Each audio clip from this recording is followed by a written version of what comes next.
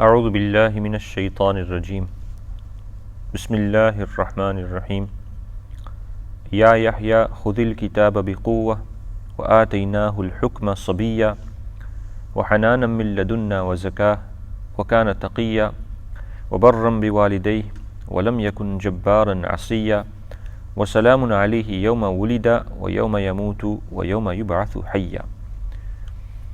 يا يحيى خذ الكتاب بقوة. O Yahya,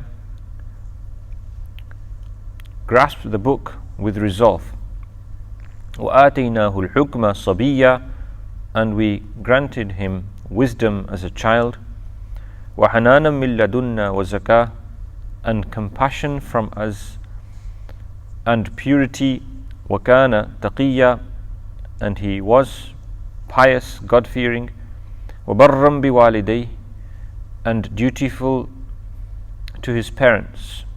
وَلَمْ يَكُنْ جَبَّارًا عَصِيًّا, and he wasn't oppressive, rebellious. And this is where we got to in the previous dars. I mentioned earlier that the seerah of each individual prophet, their seerah, their life stories, are not merely narratives in the Quran, in the Sunnah. There is a purpose behind them. And the purpose is ta'assi, uswa, to take example from them. And this is why we see the narrative style of the Quran to be very different, very unique, very distinct from the style of the literature of the dunya.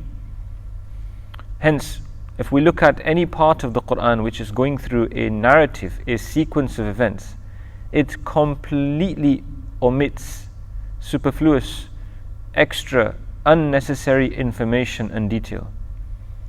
Open a narrative, whether it's life writing, biography, autobiography, or fiction, in this dunya, and you'll find copious amounts of detail, backdrop, context.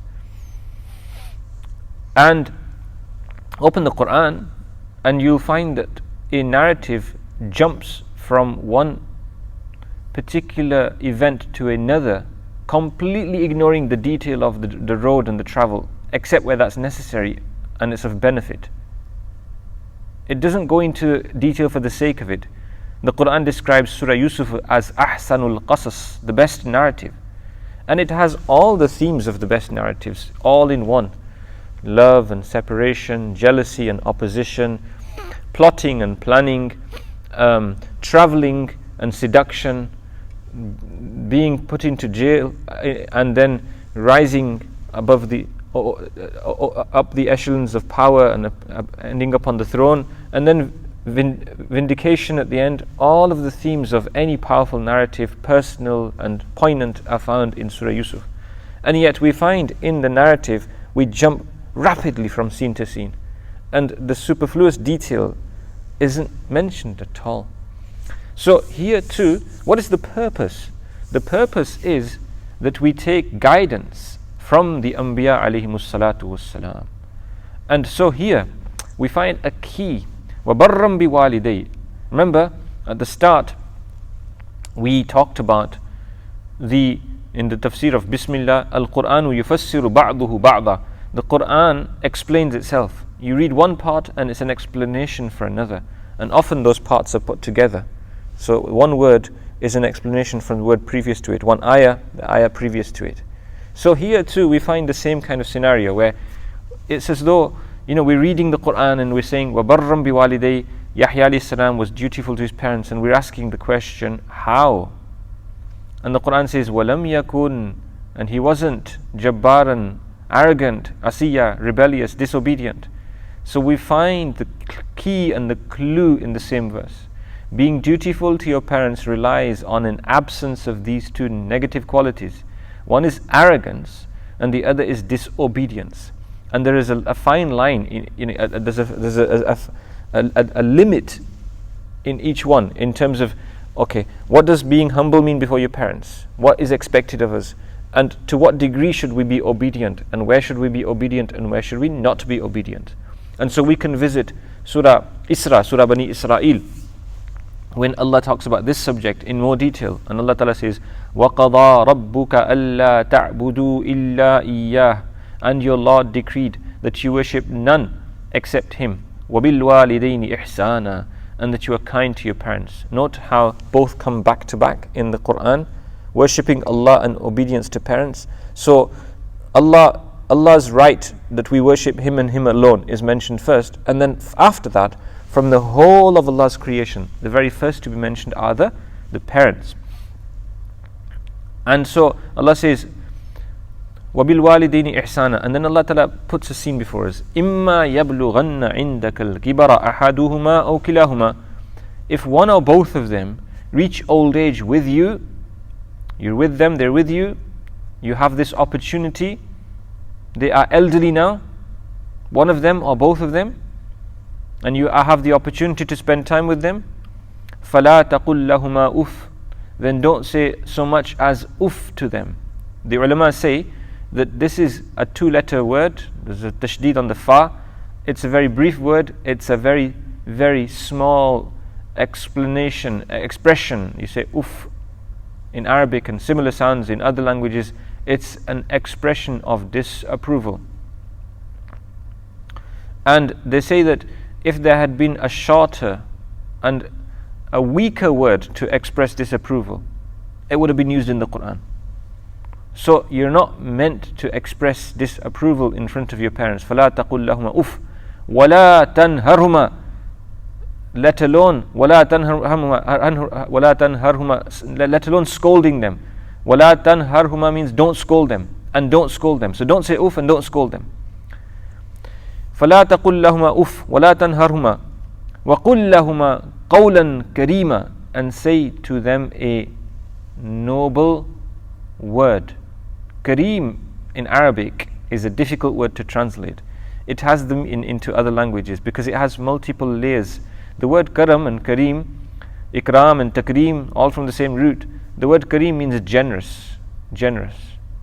And it also means noble. And if you combine the two together, you have some aspect of the word kareem, a person who is noble and generous. And the word kareem is normally used for people. Here, Allah Ta'ala says, وَقُلْ لَهُمَا قَوْلًا كَرِيمًا, your words should be noble and generous. So learn how to talk to your parents. فَلَا تَقُلْ لَهُمَا أُفْ وَلَا تَنْهَرْهُمَا وَقُلْ لَهُمَا قَوْلًا كَرِيمًا وَاخْفِضْ لَهُمَا جَنَاحَ الذُّلِّ مِنَ الرَّحْمَةِ. Look at the detail in the same place in Surah Bani Israel. وَاخْفِضْ لَهُمَا جَنَاحَ الذُّلِّ مِنَ الرَّحْمَةِ. Janah is your wing. You don't have wings. Our arms are described as wings. Birds, when a chicken has eggs which have hatched, what does it do? It protects its young chicks with its wings. So the manner you carry yourself, it's a metaphor in Arabic. وَاخْفِضْ لَهُمَا جَنَاحَ الذُّلِّ, and lower down your wing of humbleness. Dhul, humbleness. Dhillah, dhul, humbleness. Min ar-rahma, out of compassion. وَاخْفِضْ لَهُمَا, so lower down your wing of compassion for them out of mercy. وَاخْفِضْ لَهُمَا جَنَاحَ الذُّلِّ مِنَ الرَّحْمَةِ وَقُلْ, and say, and Allah teaches us as a dua here. وَقُلْ رَبِّ ارْحَمْهُمَا كَمَا رَبَّيَانِي صَغِيرًا, my Lord, have mercy on them as they did upon me. كَمَا رَبَّيَانِي, when they were raising me as a child, when I was small. So just as my parents, they protected me, they bathed me, they washed me, they fed me, they stayed up nights for me, they played with me, they sacrificed their sleep for me, they carried me on and on and on. They dressed me, they bought toys for me, they took me out to the park, they entertained me, they tolerated my irritating behavior, and then they raised me. So this whole process took place. So Allah Ta'ala is saying that in your dua mention this. So we're being reminded. So even when we do our dua for our parents, we are supposed to go through what they did for us in each occasion that we do dua for them when we make this dua. And it's a short dua, and we all ought to memorize it. Rabbirhamhuma kama rabbayani saghira. Now there's two aspects to this. One is Allah is instructing us to say, Qul, say, Rabbirhamhuma kama rabbayani saghira. My Lord, have mercy on them both the way they raised me as a child when I was small. So on the one hand, there's an instruction to make this dua, and on the other, there's a hint here that if you make this dua, because I'm telling you to make it, I will have mercy on them. Because Allah Ta'ala accepts duas. And when He tells us to make a dua, it's because He wants to accept it. So this is special for us and it's special for our parents. It puts us in our place, does it not? And remember, the tables turn. You're today's rebellious teenager, perhaps, young person, newly married. You don't know how to balance your relationship with your spouse and your parents. And tomorrow, you are going to be in the shoes of your parents. Kama tudinu tudanu. As you treat others, thus you shall be treated yourself. So be careful and make amends while it's possible. And so, وَقُلْ رَبِّ ارْحَمْهُمَا كَمَا رَبَّيَانِي صَغِيرًا. And so here, the detail of this verse, وَلَمْ يَكُنْ جَبَّارًا عَصِيًّا, the word Jabbar, we can understand it here. وَخْفِضْ لَهُمَا جَنَاحَ الذُّلِّ مِنَ الرَّحْمَةِ. Allah is teaching us to be very, very humble before our parents because of our mercy for them. Because of our mercy for them, be humble. So the two are connected. So we mustn't be arrogant in front of our parents, big-headed, talking proudly and loudly in front of our parents. Isn't appropriate. It's not allowed. Not to say oof to them, not to tell them off, not to scold them. Does this mean suddenly now then that you can't have a bit of a banter with your mum and dad and that friendly kind of? Of course you can. You can tease your parents to make them smile in a playful manner, depending on the age of your parents. If you play with your parents, I'm talking about physical sports activities, do that. Do what you like in terms of what's appropriate in your family circle. The Quran isn't saying that you ought to have a formal relationship with your parents where you can't talk to them anymore. You know, our Shaykh would say, look, when he was teaching us this particular theme, he says, look, by all means, in the Arab world, it's routine to kiss your parents' hands. He says it's something we ought to do. And then he said with a smile, he says, if your dad smokes, then you can tease him at the same time. Okay, Dad, your hands smell of cigarette, smoke. So the point he was making is, you don't have to become overly formal where dad isn't dad anymore. He's still your dad. But the way you treat him needs to be with respect. So the compassion and love has to come there. It has to be very, very tangible. And we need to grow out of this sense that I don't want to be seen with my parents. Let the world see you with your parents. It's perfectly fine. Everybody has their parents, and if you have the honor of being with yours, then take advantage of that. And the other verse in the Quran, the other place in the Quran where the other word is explained is Surah Luqman, the advices of Luqman. And there Allah Ta'ala says, Anishkur li وبالوالدين وقضى ربك ألا تعبدوا إلا ووصينا الإنسان بوالديه إحسانا. And we instructed the human being to be kind to his parents. We decreed this for him. ووصينا الإنسان. Wasiyah is your last will and testimony. And so when the word wasiyah is used in the Quran for Allah, Allah doesn't make a will as such. He is Himself the warith. But what this means is, when someone's in their final moments, their dying moments, their advices and their requests on that time are going to be very poignant. It's something you remember. They're only going to focus on something which is important and imperative for them to say. So with their last breath, they'll say something to you which you'll remember for the rest of your life because of the gravity of the situation.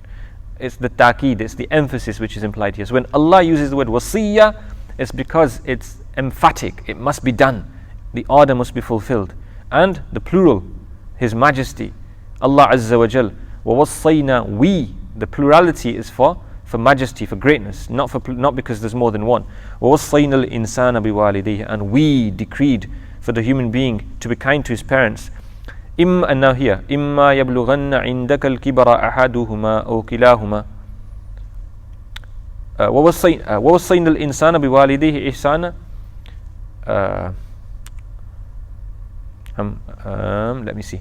I'm confusing the two verses together. Anishkur li, yes. Anishkur li wali walidaik.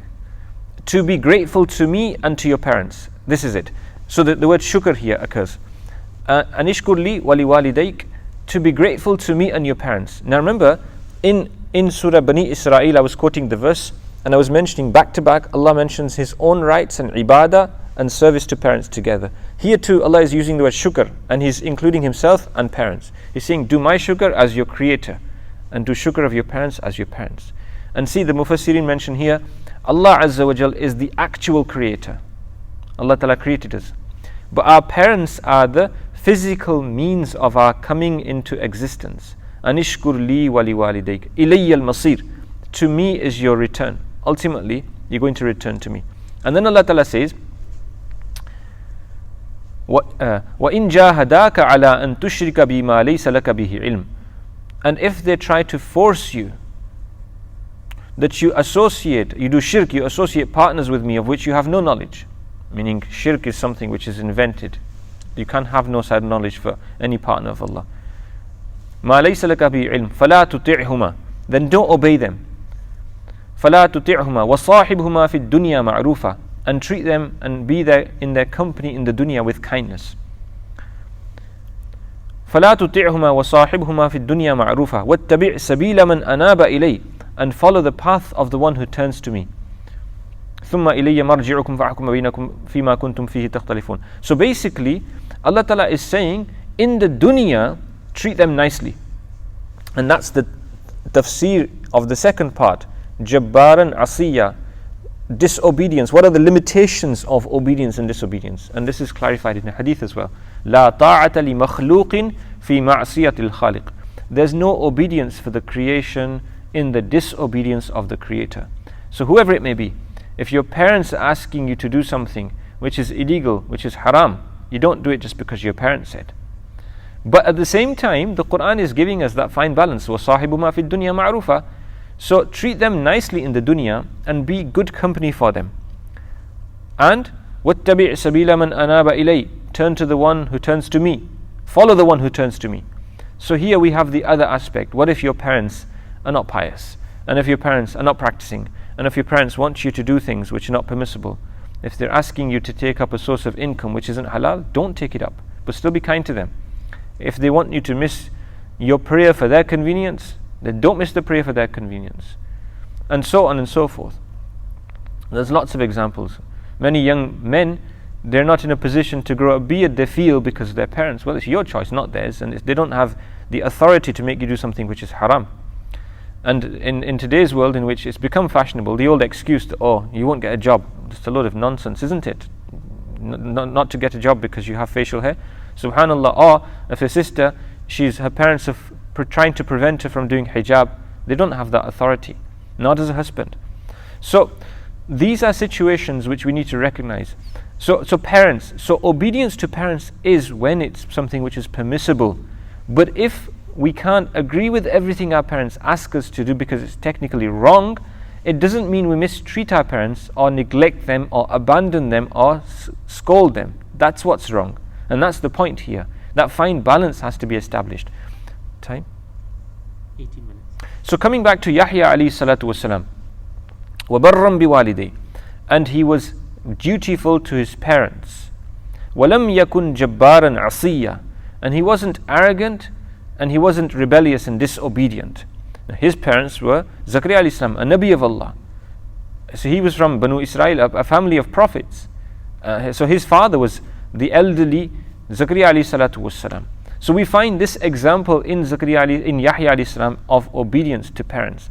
Now I want to mention briefly here some virtues related to this. It's a very, very famous hadith that al-jannatu tahta aqdamil ummahat. Jannah lies beneath the feet of mothers.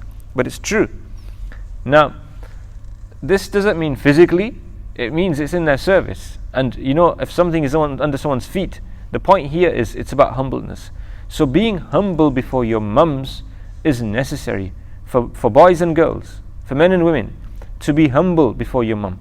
And because your mum, I missed a bit of the verse there in Surah Luqman. وَوَصَّيْنَا الْإِنسَانَ بِوَالِدَيْهِ إِحْسَانًا حَمَلَتْهُ أُمُّهُ كُرْهًا وَوَضَعَتْهُ كُرْهًا وَحَمْلُهُ وَفِصَالُهُ عَامَيْنِ أَنِ اشْكُرْ لِي وَلِوَالِدِكَ إِلَى الْمَصِيرِ. So basically, Allah Ta'ala mentions there that حَمَلَتْهُ أُمُّهُ كُرْهًا وَوَضَعَتْهُ كُرْهًا.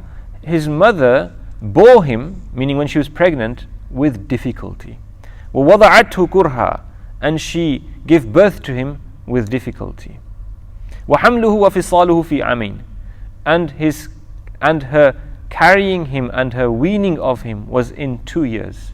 Now the general famous tafsir of this is referring this whole process of feeding the child with milk and then weaning the child, this is a total of 2 years.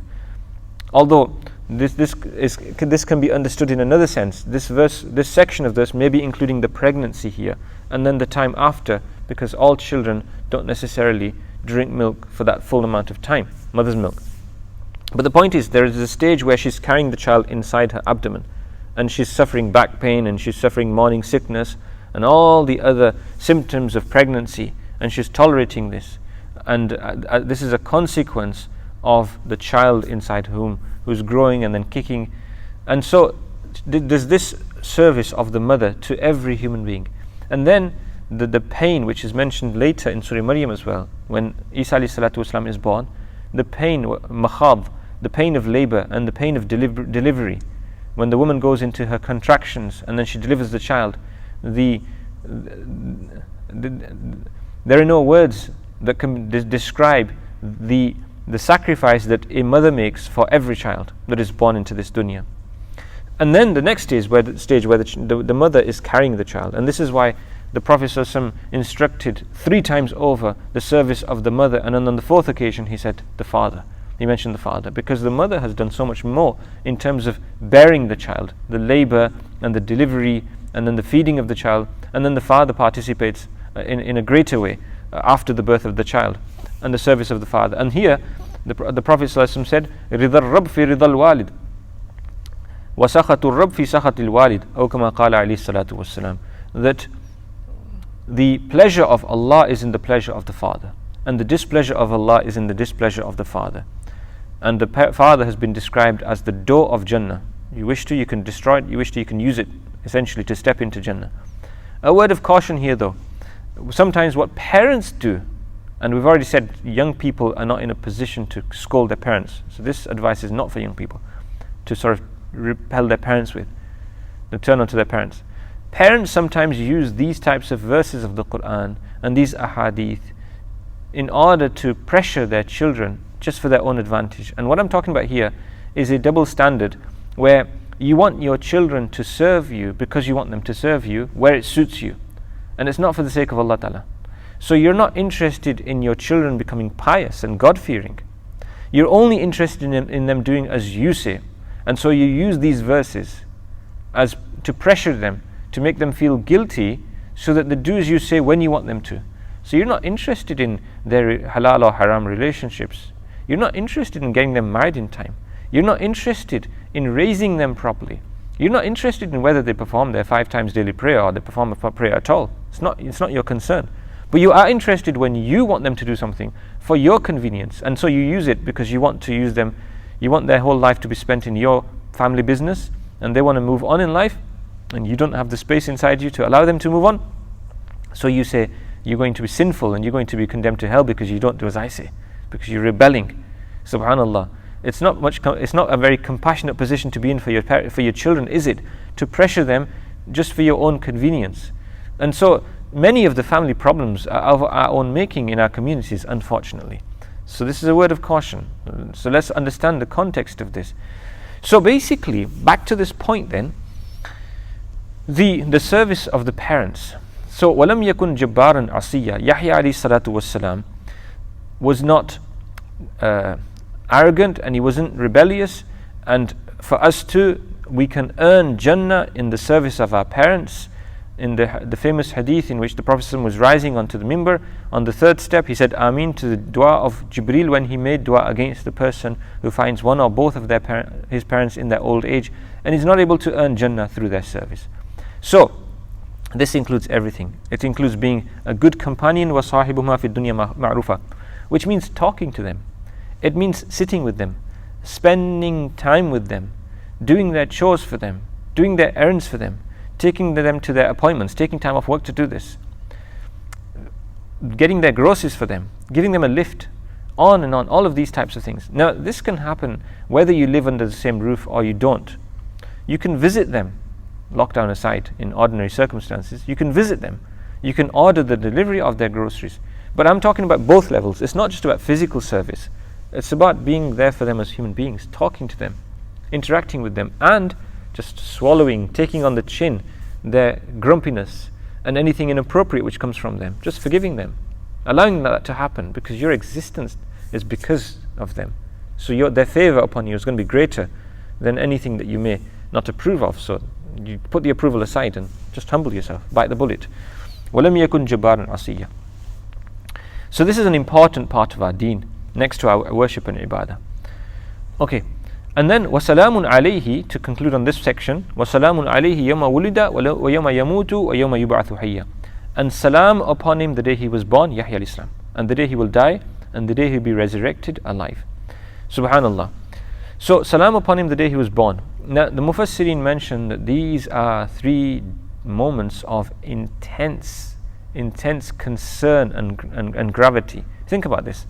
Think about the moment when someone is being born, the labor ward, and everybody is concerned for the welfare of the mother and the child.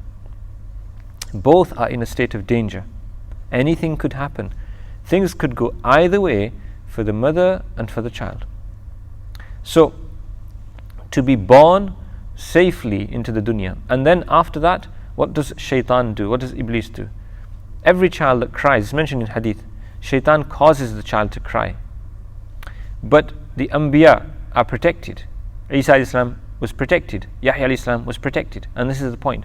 So he came into this dunya safely. But this goes further. This salam is a reception in the dunya with salam descending on him from Allah, which means that his future would be bright, which means that he would have a positive upbringing. His tarbiyah would be managed by Allah himself.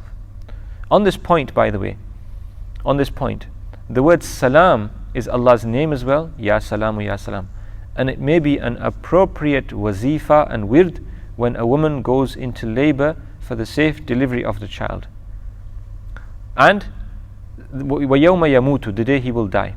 So he will leave this dunya safe from having ever disobeyed Allah. Salam, as he dies. And our sleep is also a type of death. And so incidentally, if your child don't sleep easily, your child doesn't sleep easily, many parents are concerned, when you are putting them to sleep, you might like to read Allah's name, Ya Salam, as you pat them to sleep, and you may find this assists in the process. It gives them a sense of security. So, Yawma Yamutu. Now this is another important occasion. When a person leaves this dunya, do they leave with iman or without? In what condition do they leave? In order to be able to leave the dunya safely from disobedience of Allah and Allah's displeasure with iman, you need salamati, you need peace, you need Allah's assistance. So Yahya alayhi salam led a life of piety and he left this dunya actually as a shaheed, and we'll come to that bit of detail inshallah. And then وَيَوْمَ يُبْعَثُ حَيًّا, the day he will be raised and resurrected alive. Salam on this occasion. This salam will be a salam of recognition on the day of Qiyamah, of fadl, of recognition from Allah. So this is the narrative of Yahya alayhi salam, and this is another occasion. Ibn Uyayna says the 3 most fearful moments in a person's existence are birth, death and resurrection. When you rise up on the day of Qiyamah, what will be our condition? What will be our condition? So salam on this occasion for Yahya alayhi salam. And that brings us to a conclusion for today's dars. If Allah wills, inshallah, we will continue at the same time tomorrow from here. وآخر دعوانا الحمد لله رب العالمين وصلى الله تعالى على خير خلقه سيدنا محمد وآله وصحبه أجمعين.